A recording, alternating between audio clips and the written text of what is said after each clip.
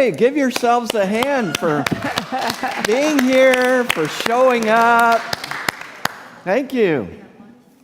We're going to update you on some of the news of transition, some of the timelines. Maybe we can close these doors. If someone could close these doors for us, just because I know people are having a great time of fellowship and eating food, and you can certainly bring it in here, and we can listen to the moving of the straws. And so we want to first start with prayer, right? Everything in Unity is first grounded in prayer. And so I invite you to take a deep breath. And we recognize that we are in the one power, the one presence. We are the self-livingness of that presence. And we know together that all works together with ease and grace for the highest and best good of Unity and Marin and all of its people. And we give thanks for this and for this time together. And so it is. So it is. Amen. Amen. So, since Deanne's been speaking a bunch, I'm jumping up here first and bring you up to speed on some of the... He's still the senior minister, you know. Thank you. All you. In case you wondered, for a little bit longer. And in our transition, there's a scripture. I always have a scripture. There's a scripture where the disciples of John the Baptist come to Jesus, and they're upset, and they're, Jesus. No. All right, the disciples of John the Baptist say, Jesus and his disciples are baptizing more people than we are. They're making more disciples. Like, this is a problem. Like, we thought that, competition was something we invented. No, 2,000 years ago, they were, in competition. And John the Baptist, I love how he responded back. John the Baptist was preparing the way for Jesus. And John the Baptist said, I must decrease so that he may increase. And that's what we're going to do. I'm decreasing in terms of, I'm still really busy and really working a lot, in case you wonder. But my duties will be gradually shifting so that Reverend Deanne can step into it more and more and more, and we work wonderfully well together, collaboratively. It just works so seamlessly. We can just look at each other and know what's happening and what needs to be done. So, as you heard this morning, the 22nd, we're going to have that casual get-together. It's not like a formal Q&A or anything. Other people are going to be there. Every Friday night they have a concert and food at Rancho Nicasio, and we're just crashing the party, and we're having some tables set aside for us. It'll be a casual time to be together, and so it's not a formal Q&A. It's not a formal anything. It's a casual time to be together. So you all are invited, and if you go to our website, you can see how to register for that. It's free. The music, there's no cover charge. There's a suggested donation for the musicians. That's how they do it. And if you want to eat, you pay for it. And Rancho Nicasio likes to know how many people are coming so that they can arrange for enough food to be there, right? And then the 27th, Wednesday the 27th, we're going to have a wonderful installation service with Reverend Deanne. And Reverend Ken Daigle from Unity San Francisco will be here. I don't know who else will be here. I'll be here. You'll be here. Misa Malone, the music director. There's a prayer chaplain representative from Unity San Francisco. There's going to be a prayer chaplain representative from Unity in Marin. Right. Like We're going to have a great Lynn time. is representing like board and Nice. fabulousness. So Good. So we're going to have a great time, all taking part in the installation. And you may wonder, why an installation? Oh, and Karen Drucker is going to be here Karen too. Drucker. Yay. So you may wonder, why an installation service? Rituals can be very important. And in times of transition, I think it's very important to see. I try so hard, and people always talk to me after I make statements like this. But I think it's important to have a peaceful transition of power.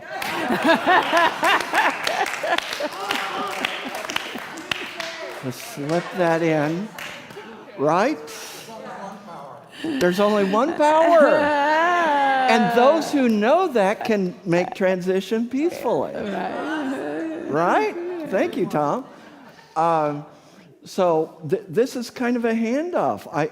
I'll be part of that because it's kind of like the passing of the mantle. The mantle is like what the prophet wears, you know. So anyway, please come to that.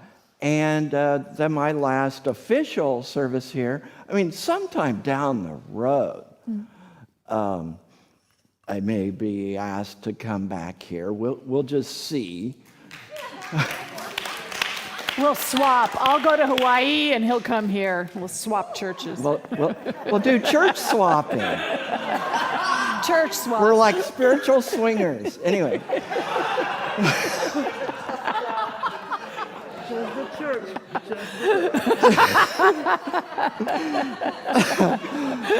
Oh, this is live streamed. Oh, yeah. So I'm going to hear about that statement. So anyway, but it'll be a while, because when we as ministers sign the Unity Minister Code of Ethics, and we sign off on this, I sign off on it every year. And these code of ethics state that when you leave a church, or like when your tenure is done, you know, when you're no longer the senior minister or whatever, your relationship to the church changes. Now, we'll always be friends, we'll always love each other, but I won't be available to discuss church issues after I'm gone, because I'm not in that role anymore. And it's important for the outgoing minister to do everything in their power to support the new direction, the new vision, the new minister who's coming in. And so I won't do anything that I know of that would ever interfere in any way with the future operation and ministry of this church and with Reverend Deanne. That's a sacred commitment we make. And so it's in that light that Reverend Medora has turned in her resignation from being involved at Unity in Marin. Does that make sense? Okay. And we'll have time for Q&A. Thank you, Bev, for your honesty. And I can always count on you for that. and it's so cool, you know. It's like, yeah, okay. So that's part of how that unfolded, because when a person has been in the position of minister here, or has been very involved in ministry, when the direction and vision of that church is going a certain direction that person realizes is not part of their direction, it's very important for them to step back. And that's what Medora and Medora, you may be watching, and I think you know that I love you very, very much. She was my mentor as I was going through the field licensing program. She continues to be a friend and colleague. And this is a challenging time for her. This is a painful time for her. Choosing to leave, do you remember being in a long-term relationship and you chose to leave? It was excruciating, at least in my life. And Medora has been here, I think, 18 years. And so to step away, this is a tender and sensitive time for Medora and for Richard. They've both stepped away. And so we just need you to know, Medora and Richard, that we hold you in our hearts. People here love you. And it's okay to feel what we feel. It's okay to feel sadness. It's okay to feel confusion or to feel upset, whatever. Because people love you, Medora and Richard. And we're so grateful for all the work and all that you've poured into this community. Yeah. And so they may need some time. I am going to be meeting with Medora this week, and one of the things I'm going to be meeting with her about, is there a way in which we can do something, have a special service or whatever to honor her and Richard? Mm-hmm. Yes.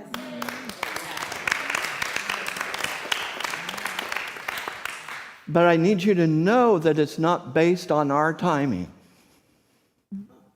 It's based on theirs. Does that make sense? Okay, I got yeses on that one. So, we'll always love and support Medora and Richard, but, I just needed to tell you what was happening.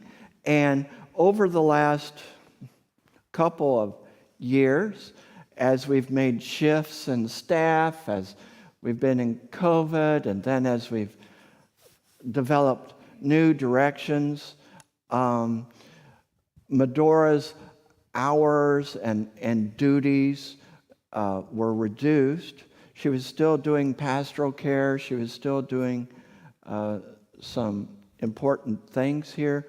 But so over the last 2 or 3 years, there's been shifts going on, and I don't always get up and say, okay, this is all the changes that are happening with staff, because we have this operation and some of the stuff is in confidentiality, okay? But, I think it might, anyway, I'll just say that when the time is right, there will be a time to honor Richard and Medora and the right way to do that. And so just hold them in your thoughts and in your prayers. I would say feel free to reach out to them. Is this an appropriate time to ask if anyone has questions about that? Because you probably have some questions about that before we move on. And again, I'm grateful that you've been here.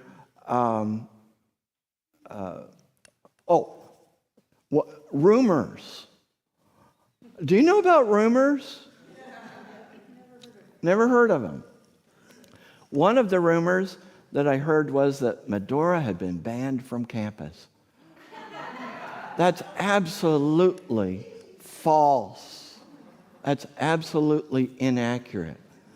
In the absence of good, accurate information, the mind is a meaning-making machine, and it will make up stories.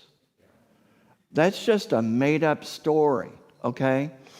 And Medora's resignation came while I was dealing with my brother, who is not doing well at all and had new strokes, and I was with him in Wichita, and I was with my mom, who's 96, He's been living with her.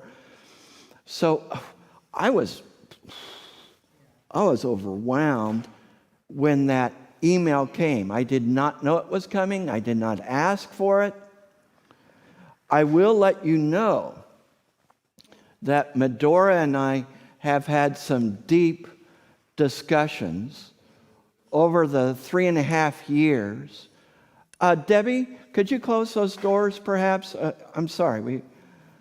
Over the last 3.5 years, Medora and I have had some deep discussions, which those of you who know Medora well know that you have deep discussions. And there were at least 2 times in those deep discussions, and Medora, if you're watching, I'm sure you remember these times, where Medora asked me point blank, "Do you need me to leave? Do you need me to leave? Am I in the way?" And see, it's been the typical practice in the unity movement for ministers to leave when there's a new minister that comes. So don't think of that as odd. When I leave here, I will still love you, and I'll still be in touch with some of you, but our relationship will be different. I won't be your pastor. I won't be dealing with church stuff that's happening here. I will not be triangled. If you have an issue with someone here after I leave, work it out and talk to that person.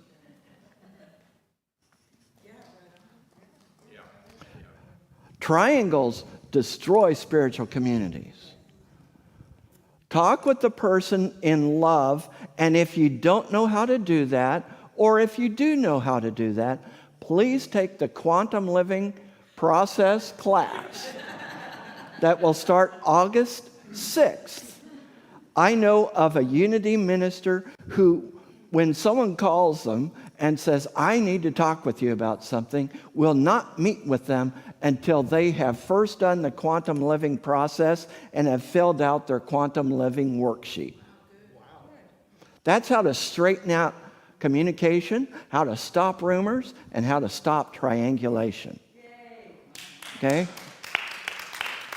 So, all that being said, are there questions? And Chris has a microphone so that they can hear online, so we can all hear you. Are there questions about anything that I've shared so far? Rita? Yeah, hi. Is it on? Go ahead and keep talking into it. Hello? It's on. Okay. I'm a little confused. Medora's been part of our family for a long time, before she was really the full-on minister. That's correct. And so I don't quite understand the thing about, is Medora banned from the campus? You said no. No. That means that she and Richard could be part of our family still and come back? I'm hearing that that's not how the story. Could she come back? As she's been with us for so many years, pre-ministerial. Could she come back and be a teacher? Can they be part of our community if they wish to be? I think that's for the future to decide, both for Richard and Medora and for the leadership here to know that, because she's not a congregant in the ordinary sense that you are. Yes, I understand. She's a unity minister bound by the same code of ethics that Deanne and I are. Are there any time? I mean, we had a minister that was in charge of the children and family, and when she resigned, she was asked to leave for 6 months, and then come back to the community to just kind of give a space in there. Is that part of what's? It can be. That can be part of the arrangement if that's what the leadership of the church decides on. That can be part of the agreement if that's what everyone agrees to. But it's the board that agrees. The senior minister and the board. But it is very much about making sure, and that's why Medora asked me, do you want me to leave? Because we know that we do not want to interfere with the progress of the church in its mission, in its direction. So it's not just about a timeline. It's about,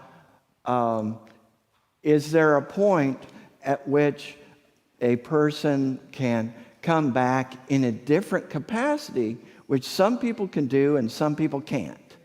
Some people, once they have been in charge of a spiritual community, cannot step back in because they're not able to. Understandable. You know, it's kind of like if you've been the director of nursing at a hospital and then you become the third shift nurse on a regular med-surg floor. Sometimes they can adjust and sometimes they can't. So there's variables in this. One further question. Medora's love and knowledge of the Bible and her classes, could she come back as a teacher for if she wanted to? It's, again, while she's a phenomenal teacher, she has a different relationship with this community than like a licensed Unity teacher would or a teacher for different classes, because she's been in charge of this spiritual community as the acting senior minister during the interim after Bill and before I came here. She has been an associate minister. She's been director of education. She has served as a Unity minister. So all of that, again, is up to the discretion of the leadership of this community. Thank you for the excellent questions. Joel? Thank you. Thank you. Something occurred to me I'd like to share. I'm reflecting on a position I held in management. For 13 years, I was a Western Regional Sales Manager for a really large company. And the person I reported to, who was the national sales manager of this company, resigned and took a position with another company. And within about 3 months, he came back to the company and wanted his position back. Mm-hmm. And, how'd that go? well, that's why I want to share with you. The person that I was reporting to, who I respect very, very much, and he had been into... Can you speak right into Yeah. it, Joel? The person that I reported to was an expert in management, and I learned so much. He was my mentor. And it would have been his boss then, because he was vice president of the company. He told him no. And the reason he told him no was simply, he said, look, you made a decision to leave. And your heart wasn't in the job anymore, you wouldn't have made a decision to leave. And now you're coming back because your feelings about whatever it was have suddenly changed. And my feeling is that you're not going to bring back with you the same energy that you had at one time. You're coming back because this is second fiddle, or you have nowhere else to go, or whatever it is, but you're not going to come back with that energy. And you made that decision, and now it's not going to work for us because we want to be progressive, we want this company to move forward, and we need people in positions of leadership who have that energy to bring to the company. Now, I don't know how that applies to spiritual matters, but I just was reflecting on it, and I had a conversation with the vice president after that about the situation, and he said, Joel, it just, he wouldn't bring back what we need. You know darn well it would have been, he would still be looking for the next thing to come along. So I just wanted to share that. Thank you. Thank you for sharing that, Joel. And so every situation is different. There's lots of variables here, more than I can go into here. But I honor their decision. It's sad. And think of it as how brave and courageous Medora and Richard are, even though they are deeply committed to this community, even though they're deeply committed to you, and it hurts them terribly to step away, have chosen on their own without being asked that they have the courage and integrity to step away so that new vision, new direction can occur. Can you see that in a positive light? Bev had her hand up. Thank you. Yeah, Okay. speak right into it. I feel like I'm on. Okay. So, in all relationships, there's an organic ebb and flow to things. And as you're just saying, that there's so many more components Right. which are registering into this decision. And I'd say our position is to support that with love, to actually not question it, for it's a desire of theirs and it's their truth. They're being very authentic about being Right. courageous and saying what Right. it is they need to do. And I'd say just hold it right there. Just like not even project, not even go anywhere else. But as Eckhart Tolle says, be here now. Good. Thank you, Bev. That was a great insight. Thank you. Any other questions? Over here, Kathleen. Tim, you referred to the 2 times when you and Medora spoke, when she, I think you said, offered to resign or step back. That's correct. Asked me if I wanted her to. Yeah. Okay, thank you for the clarification. And what was your response? My response was, no, I don't want you to leave. Obviously, over the course of my time here, there were changes that came along. There was no other associate minister here.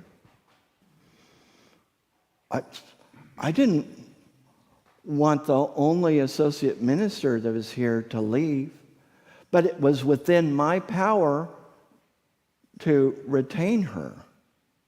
Okay? And at that time, that made sense. And at this time, she has chosen to leave. And it makes sense in some ways. You and Medora had a long history. Yes.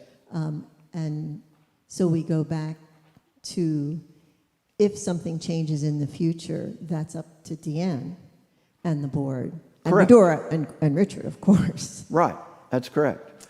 It would be up to the senior minister, and certainly the board would be part of that, needs to be part of that decision as well. But as with all transitions, there needs to be time to move and breathe and have our being. You know, when you're establishing something new, it's a time of shifting and things change. And I know that people typically do not like change. Sometimes I've asked people, how many of you like change? And sometimes people raise their hand and I'm thinking, liars. We resist stuff that's taken out of our control. We resist it. And so I look at this, yes, as a loss. And I, more and more in my life and in ministry, I ask myself, what is the new that is wanting to emerge? What is the newness that is wanting to be given birth in this ministry? And So I just applaud the courage of Medora and Richard to make this decision so that the vision, the direction of this church can go forward in the way that it is going. Okay, so final question, and this is really asking for, I have an assumption. So I'm assuming that if different congregants, because this is our spiritual community, if different congregants, us, have feelings one way or the other about, like, for example, they would really like Medora to come back and teach classes, that we could freely share that with you, Deanne. And so there's an open communication process here. That's very Obviously, important. we could share it with Medora, but we could share it with you, so that as after the transition settles a little bit and things become clearer, that any new possibilities is... That's correct. Okay. So direct and open communication is important. And also it's important to know that leadership sometimes needs to make decisions based on confidential material that they can't share with everybody. So I know that Deanne is open to feedback. I just did her performance review. I gave her a 5 on being open to feedback. Don't screw it up.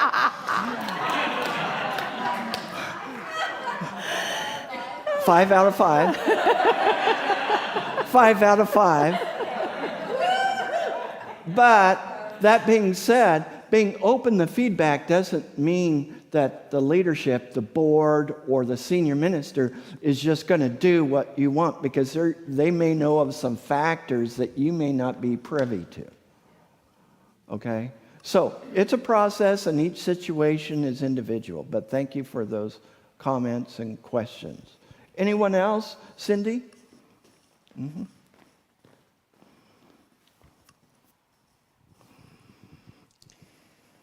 I just want to offer appreciation and grace.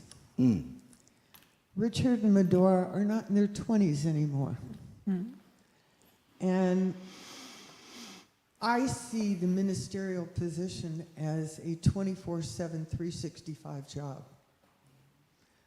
And so I just want to offer them honor and grace for their service. And I wish them peace Yes. and enjoy life and time. Thank you, Cindy. Yes. It's beautiful. Beautifully said. Thank you. Anyone else? Any other questions, comments? Rita has more. So we had a position of an associate minister. What happens to that position? Do you want to speak to that, Deanne, or I can start to speak to it, but this is kind of involving, I can't help it. I'm just going to start leaning into You're it. still the senior minister. I'm going to start leaning into it. So, Medora was no longer the associate minister. The associate minister is now stepping into the senior minister role, and we have certain needs on campus, such as we need a church administrator. Your current senior minister has tried to be church administrator as well as senior minister, to oversee the time cards for Hamilton Montessori School, for the staff here, tried to track sick leave time. It's like doing stuff, minutia in my opinion, that a senior minister shouldn't have to be burdened with. And so I have been encouraging Deanne and the board, and Deanne has been encouraging the board. We need someone maybe 10 hours a week. This is not in stone, okay? And that I can just feel church board members say, why are you saying this? None of these decisions have been made. But I'm gone after July 31st, so I can go ahead and say this. Anyway, so it's like, yeah, that money is of someone said we could make it sooner. So that money that has been used for associate minister might be wisely used, perhaps, might be used for 10 hours per week, maybe, for a person who could be Deanne's administrative sidekick, and that administrator can oversee some of those things like human resources and payroll and all of that kind of daily minutia that comes with ministry. And that person, who knows, that person might be coached and brought along to where they might actually move into something like associate minister or some form of ministry. Just think outside the box here. That's my vision, just so you guys know. Yeah. So, yes, but we're not just going to do what's been done in the past and keep doing it, because everything has changed. Everything. The church operations that you knew and loved don't exist anymore. The pandemic has changed everything. And so when I was in that position, my work did not decrease because of the pandemic, it doubled. Because we had to reconfigure, we had to revise, we had to adapt. So we need to look at what are the current needs of this spiritual community so that we can fully live into our mission in this day. So our mission is not to keep things the way they always were. Our mission is to continue to step into what the board has outlined as a strategic plan, to step into our mission in the way that makes sense today in our world. I hope that makes sense. Okay?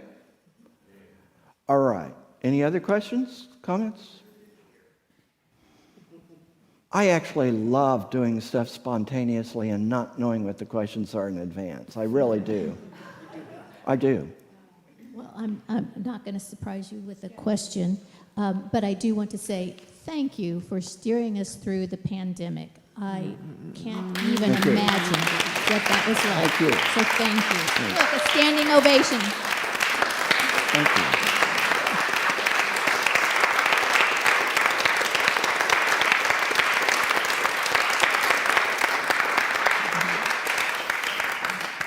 Thank you for that, Monica. It was beautiful. Well, are we ready to shift to the next phase of our town hall? Because we were going to just try to stay to an hour. We'd like to keep these short, or, you know. All right, so, Deanne, do you want to share some things and maybe have Q&A about your vision and so forth and whatever you'd like to speak into? Yeah, I mean, I know the beauty of how all of this is unfolding is that you guys actually know me, right? You've gotten to know me over the past year.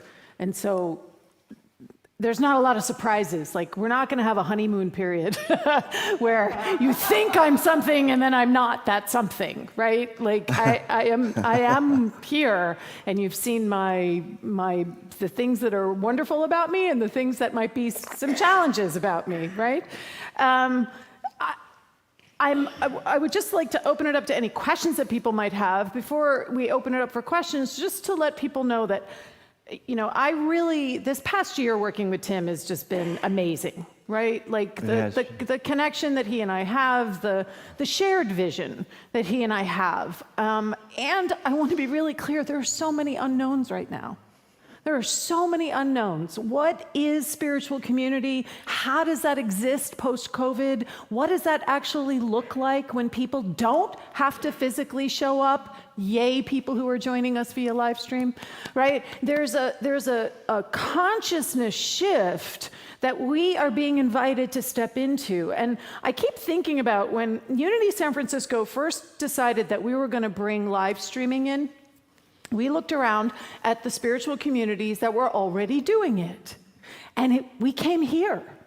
We came here and we had meetings with your AV team, and we were just blown away by the level of technological advancement of how Unity in Marin was truly on the cutting edge of what was happening at that time within church, right? Unity in Marin was at the forefront of that.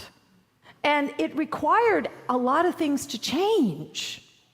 And right now, that's happening again. There's a whole new frontier, but the trick is we don't know what it is yet. Nobody knows what it is yet. Now, if anybody tells you they know what it is, they are lying. They do not know what it is. We are in the realm of truly stepping out into the mystery. And so my vision is to continue anchoring what I see Tim has done so beautifully, which was to get us to the point where we do have this incredible live stream. The number of people who watch on live stream, the number of people who are connected through us this way is really powerful. And so I want to continue to grow that. I don't want to ignore the fact you out there who are watching on live stream are as much a part of this community, but you have different needs. You have different desires than the people perhaps who are showing up in time and in space. And we have to sit with, what does that look like? How do we meet the needs of this community when it looks differently? So I'm very committed, as you know, to education. That is not going to go away. The education, the point of being here as a place that teaches our principles, that we are here to evolve in our spiritual commitment, that we are here to grow in consciousness, to be awakened and enlightened, and that we do it together. I will say again and again that Sundays are awesome, but the real work happens during classes. Like, that is where the real work happens. That is where we are actually breaking free from the stuff that we are perhaps stuck in. So education is going to continue to be a very important part of what I want to keep moving forward. The way we are doing hybrid classes now, we are, it took a while to get us up and running on that, but we are now so successful with how our hybrid classes happen, and that's necessary. Like, we cannot any longer offer classes that are not hybrid. We just cannot, because we're missing out on an entire group of people. What I love about this community is, like, when I did Quantum Living last time, I had like 20 people in the room and I had like 10 people in Zoom. So we do have a community that wants to show up in real time. Most of the other communities I talk to, it's the reverse. They'll have 3 or 4 people in person and they'll have 20 people online. But it still tells us that there's growth for us in that hybrid understanding. There's growth for us, and it's not just local. We can be bigger, right? We don't have to just be in Marin.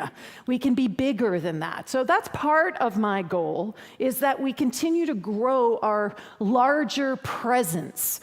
And I'm also really committed to, everything that Tim has been stepping into around inclusivity, around being conscious about what it means to truly be an inclusive community.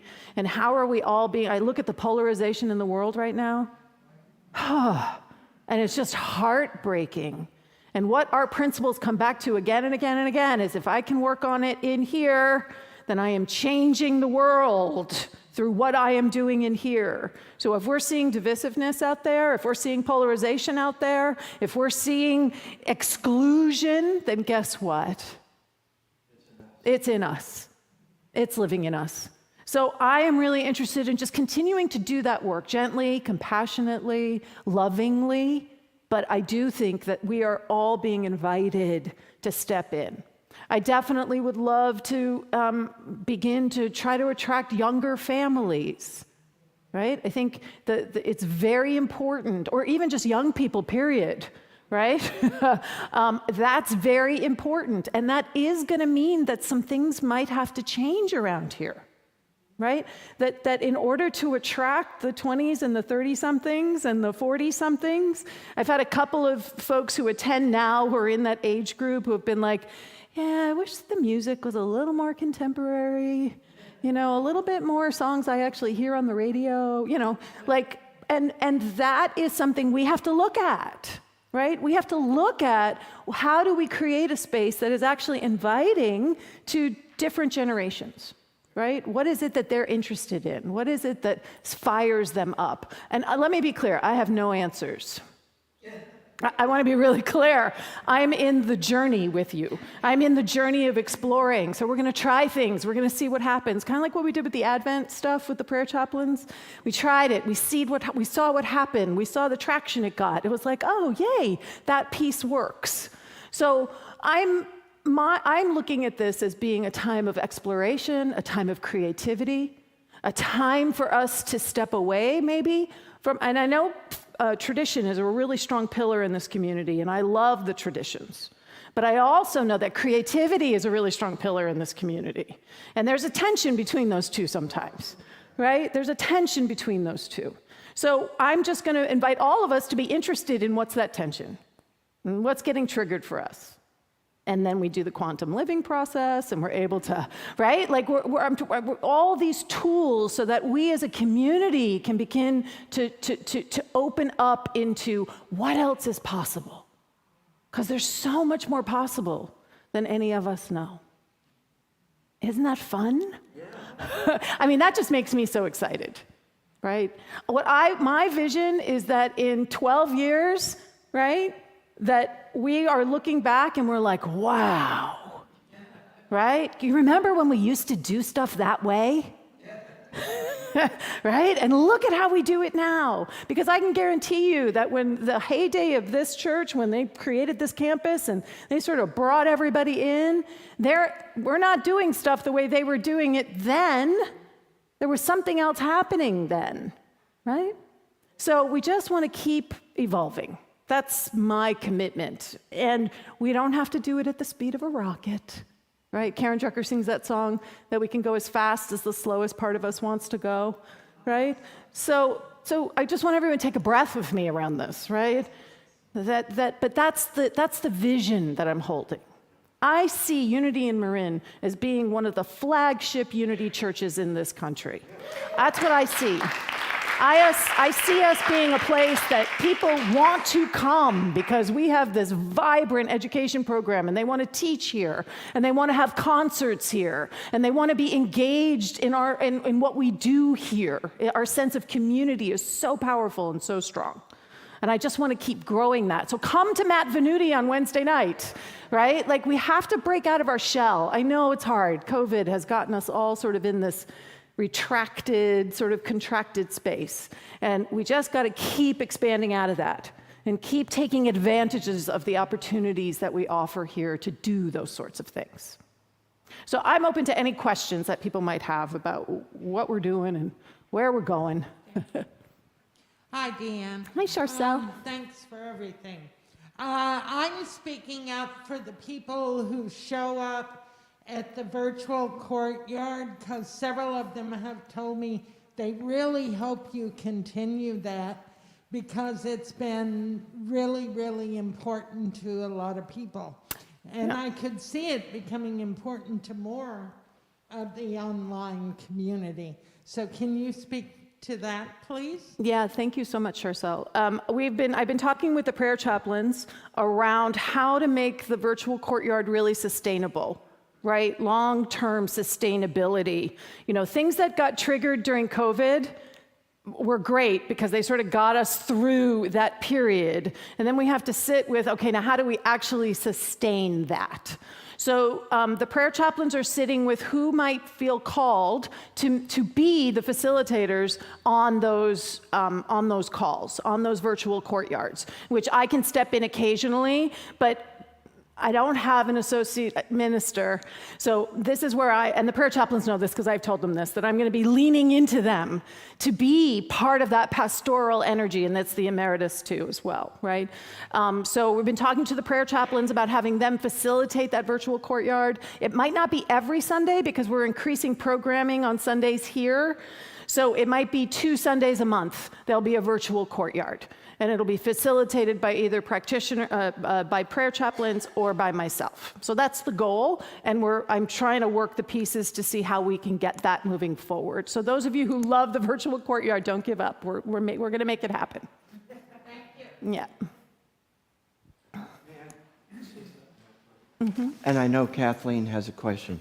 A question came in online, and thank you for asking this question. I don't know if you missed it when I addressed it. Will we be honoring Medora's many years of service? And my answer is yes.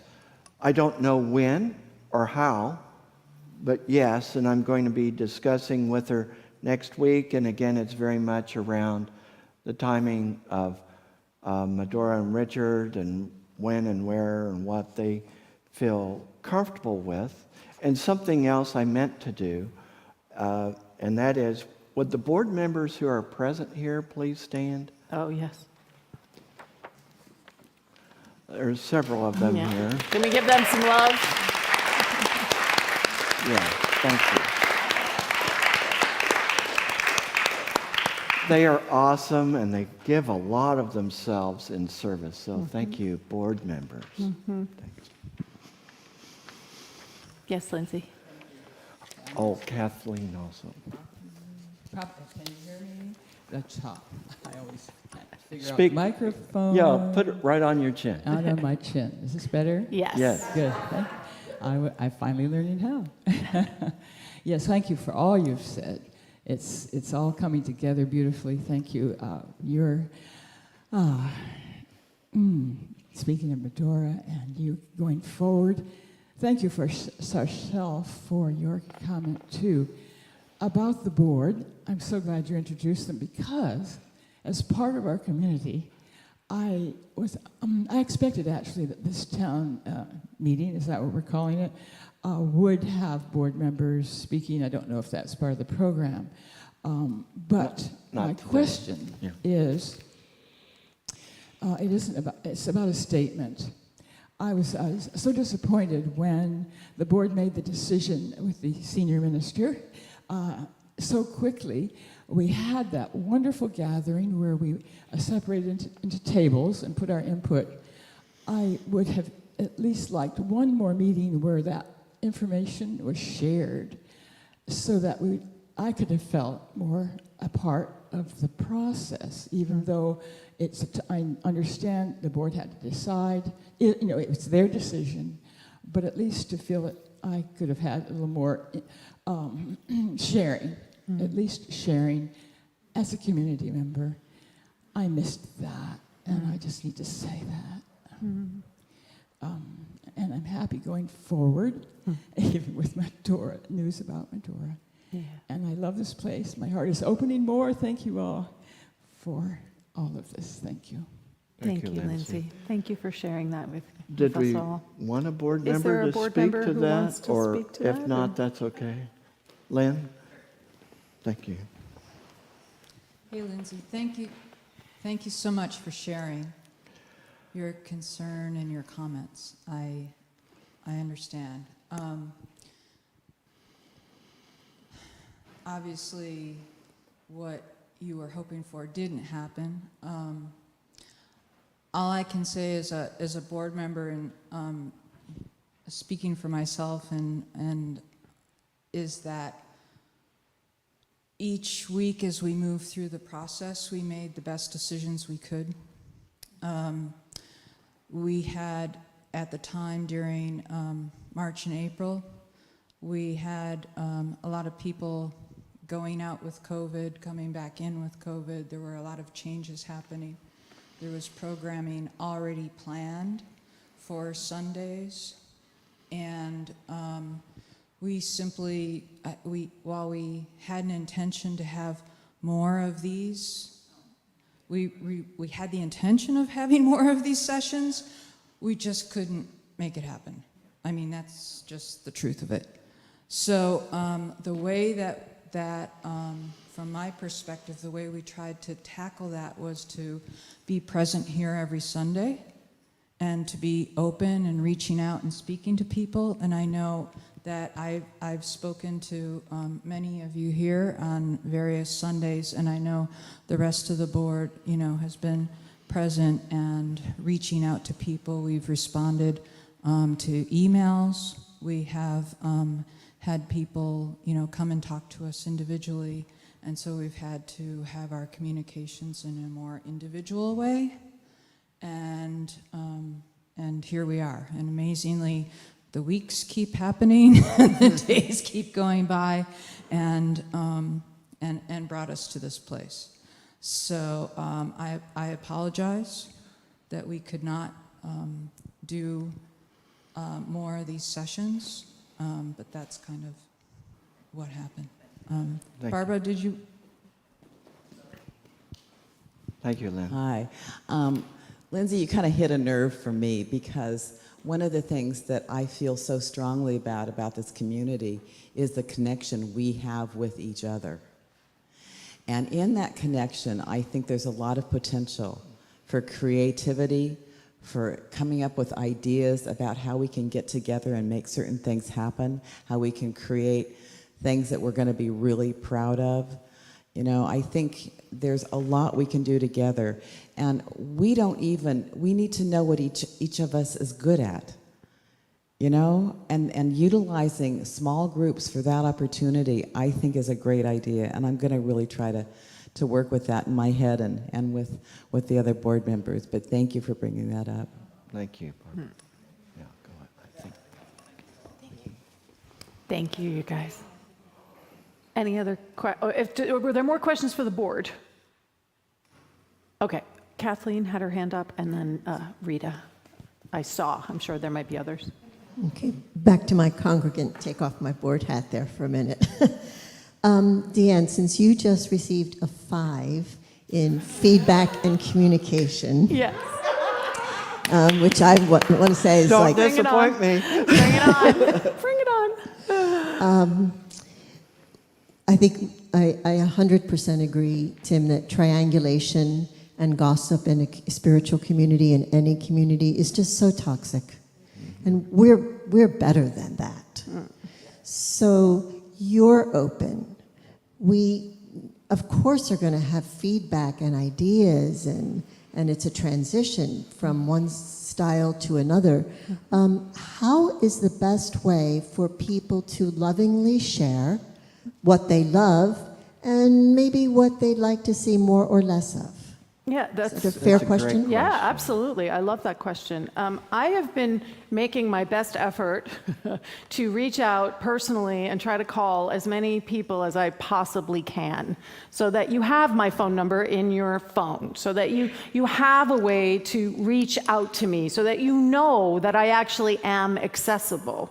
That being said, you can always email me. I've been having coffee with people. I've had lunch with people. I am available to listen and to hear. And I am very committed to the mission-centric focus of ministry, that it isn't the senior minister who's generating everything. It is not the senior minister who is creating all of it. It is the community that is deciding what it is that they value, what it is that they want to move forward with, and how they are called to show up. And then I get to bring my leadership skills, I get to bring my administrative skills, I get to bring my strategy, my vision, I get to bring all of that to move that forward. But I can't generate what it is that we're going to move forward with, right? That needs to come from the bottom. That needs to come from here. So I am very, very open. I was telling the board when I talked to them and interviewed for the job, I score 98% on collaborative. right, in the testing. Like, I am a collaborative, and it's all my time in theater in the black box, like moving around with other people all the time in the theater. So I really want to hear what you have to suggest. Please know that it doesn't mean, as Tim said, like, just be clear, just because the feedback comes in, I am holding a tremendous amount of variables that I cannot share with all of you sometimes.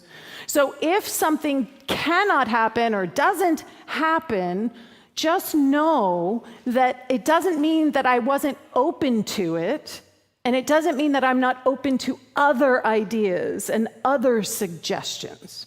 At the moment right now, honestly, our staff is so maxed out. If we add any more programming, they're gonna die. Like, that's what it is right now. So there's going to be a transitional period where we're looking how to get that administrative end that Tim spoke to actually taken care of, right? So that I can spend more time doing kinds of things that are vision, strategy, leadership, right? One-on-one connection, right? Spending time actually with the community. So email me, call me, let me know when and how you would like to connect with me, and we can do Zoom, we can do it in person. I don't have an office here yet. So once Tim's out of his office, Along with all the boxes of COVID tests. right, then I will have like a place to actually be on campus, which I don't have right now, right? Okay, so, is that good, Kathleen? Yeah, right. I am working. So if I'm calling you, chances are I'm calling you while I'm commuting between Oakland and Marin. That's my big call time, right? I'm phoning people because I can't do anything else while I'm driving. Safely, hands-free, all that kind of stuff. But I'm making those calls, those connection calls during that commute back and forth from Oakland to Marin. So I'm maximizing my time. Thank you. I kind of am being called by the ancestors, the elders of our church. There was a comment about big change and different music and that kind of thing. I just want you to know that when we started not just doing the old hymns and all the original church, there was that was a big change. They got together and decided together that they were going to go for change. They didn't want it particularly. They really loved their hymns. I just want you to know that we're based on that kind of consciousness. They said we have to have younger people, me at the time. We have to or we'll die. And they really did that. And I got to be there, and I really see that was a precedence about moving forward that we stand on from that point. And I just wanted you to know that about them. We do have I love that. Thank you for and I want to say too that I have the greatest respect for the repositories of our institutional legacy, right? And that I am tapping that. Rita and I have had long conversations. So, I want to understand the legacy. I want to understand the history. I want to understand and to be able to grow on the magnificent energy and activation of vision that happened in this church. And so that's what we're building on, right? What activated and created this vision. And obviously that community was continually willing to change. Right. They went from a place in Bonnie's father's building over a dentist's office to they bought the hair salon. They bought the hair salon, right? And it's like, and then here we are. Right? Here we are. So I just see us continuing to live into that legacy, right? Mm-hmm. Which I think is just so vital to who we are. So thank you, Rita. Mm-hmm. Yeah. Any other questions or comments or thoughts or?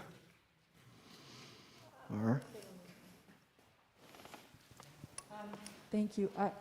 Rita, thank you for sharing that. So what's coming to my mind is that this is a community that is inclusive, and that it needs to include the ancestors of this church and the lineage of unity, which I've been learning about, and also the lineage of the original people of this land. Mm-hmm. And every time Joel and I have been going to a musical or a concert in Ashland, Oregon at the Shakespeare Festival or at the Santa Rosa Symphony on the 4th of July, those people acknowledge the original people here and integrate the indigenous wisdom of the land that we are lucky enough to live and celebrate on and with each other in community. And then it's a both and, it's an all and. It's not like, okay, the tradition has to like, that's in the past, we're not going to look there anymore. They have a lot of pearls of wisdom to pull forward. And then the new people also are seated with vision and wisdom. We all need to listen to each other. So if we are going to know where we need to go through listening. And to ourselves, our inner self, each other, spirit, and the community, and the signs of the times, which are, I feel, guiding us, whether we like it or not. You know? Right. It's just so, and as I've watched you guys do this brilliantly. Thank Of you. like, what's going on in the news? What's going on in the news bothers me, I'll be blunt. And you guys just take the teaching, you turn it into a teaching, which is brilliant. And we need that. Thank you. And the youth Thank you. need it big time. Everybody needs it, but we need to like hold the flame of hope or possibility, just a future vision. Because it's the vision, as you say, that both pulls and pushes and leads us. And without the vision, you know, my friend Christy says, I don't know who said this, but without a vision, the people will die. That's You know, Isaiah. so we without really the need vision. Proverbs. Without vision, the people Who will says perish. that? Proverbs, the Oh, book okay. of Proverbs. There you go. Without a vision, the people perish. Yeah. Yeah, so that is really important to me, and that everyone has a seed of a pearl of wisdom or something to pull into the bigger tapestry and mandala of what's evolving. We can't really leave anybody's voice out. You Right. know, so I feel like you're doing that. I just wanted to say that Good. it's not either the ancestors and the tradition or the future Right. innovators. It's all of it, and I just Right. want to open this up to meditating on inclusion, inclusivity, and integration of it all. Right. in the Thank whole. you, Cynthia. Yeah, thank you very much. That integration piece is really huge, right? Being able to integrate in a way, and in that integration, it's going to be something new, right? The integration is actually what creates something new. I have a question. Okay. Hi, Shay. Hi, Shay. Hey. What's up? So I'm very new to Unity. I'm very new to New Thought. And Tim had his honest talk with Tim. And I did that because I really wanted to spy on you guys, into your heart, right? Because I know the fact that that's where the real meat of a community lies. And so in that conversation, there was a conversation about the Latinx community. And I was just wondering whether or not, Deanne, like, where are you with that comment that was made? I don't think you were a part of that, but someone was saying the fact that some objectives fell through, and that was one of them. And I was just wondering, in terms of inclusivity and all that. So, And could I say something, and then Yeah. you can jump on? Sure. Because You're you the may senior wonder minister. what the context is. Thank you, Shay. So there were several things that I came here with a vision, and one of those was reaching out to the Latinx community. You may wonder, why Latinx? I mean, well, so that it includes gender neutral, and anyway, there's another story to that. That was the one area where I felt like, oh, we hadn't accomplished all that I had hoped to accomplish. Certainly, that was one of the areas. And so it's interesting. We do have Spanish-speaking people here. Hi, Jadira. and others. And you may not know this, but my wife is in touch with some of those very closely. And so there's been networking going on, but we also are getting new Spanish-speaking people. And in fact, next week, you probably heard Cindy give her announcement, Cindy Urbano. And next week, she'll be doing the inspirational reading and leading the meditation. So I see it as something that will continue to unfold because truly there is a large Spanish-speaking segment in Marin County. And I believe as we become more inclusive, as we involve people who are Spanish-speaking or Asian or other cultures up on platform and into what we are doing here, we will more and more represent those who live in Marin County. So I have great faith that it's going to continue to go forward. Now, you may want to speak to that, but I just wanted a chance to say something. DEI, diversity, equity, and inclusion is very, very, very important to me. And I believe very firmly that when folks who are part of a marginalized community, whatever that marginalized community might be, do not see themselves, do not actually see themselves up here, valued, given a voice, given a place, given a space, then they do not feel welcome. It's really that simple. It's like we may say all the wonderful things about how welcoming and inclusive we are, but if we don't actually represent and give voice to those communities from platform, then it just kind of feels like empty words. So part of what I am very interested in doing is, and I've already approached Shay, I've been approaching those in our community who do represent some of those more diverse communities and ask them whenever they're ready, there's no rush, for them to be willing to step up and platform in some way, the way Cindy is doing the inspirational reading and the meditation. My wife even has said that she would be willing to step up and do announcements perhaps on a given Sunday, right? So I'm not saying this to it's not about, I want to be really clear, it's not about a surface thing that I'm trying to create here. It's not about a good optic. That's not what I'm talking about. I am talking about giving people the space and the place. I can't tell you how many emails I got from people around the gay pride service that we did. I cannot tell you how many emails I got from people saying, oh my God, thank you so much for sharing that. I cannot believe how touching that was. I had no idea, or that's my story, or, right? And so we need to be authentically diverse, not just creating the window dressing of diversity. We need to be authentically diverse, and that's what I'm committed to, right?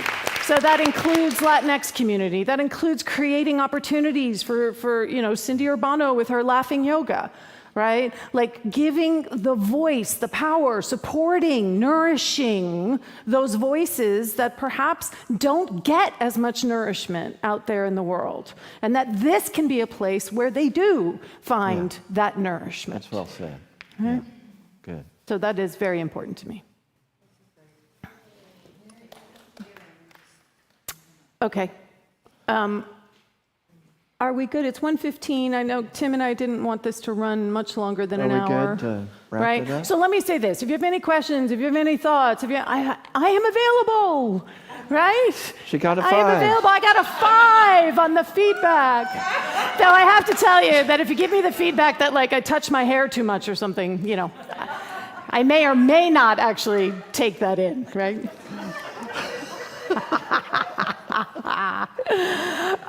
I love you all, really, truly. I feel so honored and so blessed to be called to this community.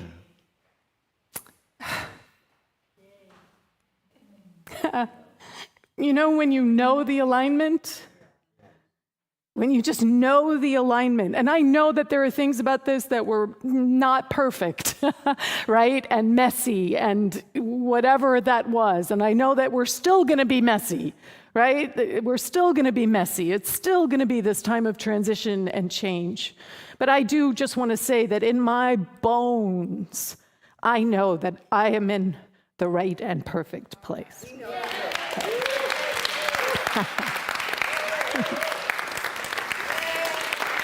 All right, so let's just pray ourselves out here. We just take a deep breath. from this place of celebration, from this place of open-heartedness. We hold Medora and Richard, we hold ourselves, we hold Tim and Olga Lucia and all the newness that is arising. We know that as it may appear that one door is closing, we know in the infinite potential that is life itself, that there is so much more that is expanding. I see that happening for Unity in Marin. I see this community growing, thriving, transforming itself as we say yes to living an awakened life. How grateful I am beyond words, knowing that we truly are blessed and a blessing. And so it is. Amen. Ashe. Thank you, everybody.